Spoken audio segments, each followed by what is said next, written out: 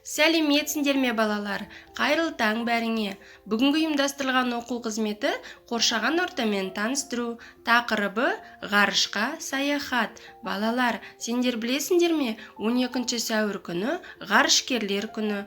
Балалар, менімен бірге бәрің ғарышқа саяхат жасағыларың келе ме?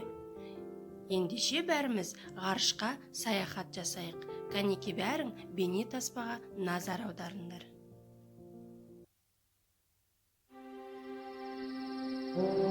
Аға, қараңыз, жұлдыз жанып өшіп, жылжып барады. Ол жұлдыз емес, ұшақ қой.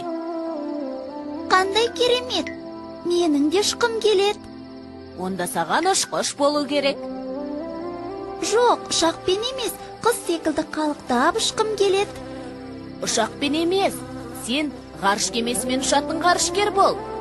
Сонда кеме ішінде қалықтап ұшып жүресің. Шын ба? Ғарышкерлер кеменің ішінде қалайша қалықтап ұшып жүреді? Жер бетіндегі барлық заттардың салмағы болса, ғарышта ешбір заттың салмағы болмайды. Сондықтан да қалықтап ұшып жүреді. Ғарышкерлер қандай бақытты жандар.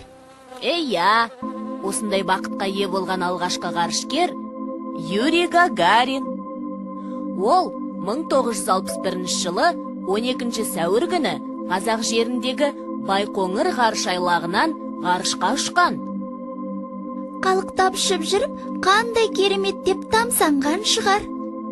Дәл таптың. Тек Гагарин қалықтап ұшқанына емес, ғарыштан жердің әдемілігін көріп, қандай керемет деп тамсанған. Ғарыштан жер қандай болып көрінеді екен?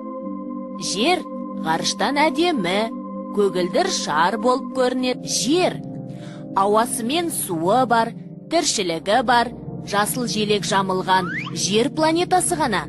Сондықтан оны көгілдір планета деп атайды. Осыншама ғаламат нәрсенің ең болмаса бір бөлшегін көру үшін ғарышкер болғым келеді. Қазақ халқынан шыққан ғарышкерлер бар ма? Әрине, Тоқтар Әубәкіров, Талғат Мұсабаев қазақ халқының тұңғыш ғарышкерлері. Сонда мен ғарышкер болсам, қазақ халқынан шыққан алғашқы ғарышкер қыз болады екенмін ғой, иә?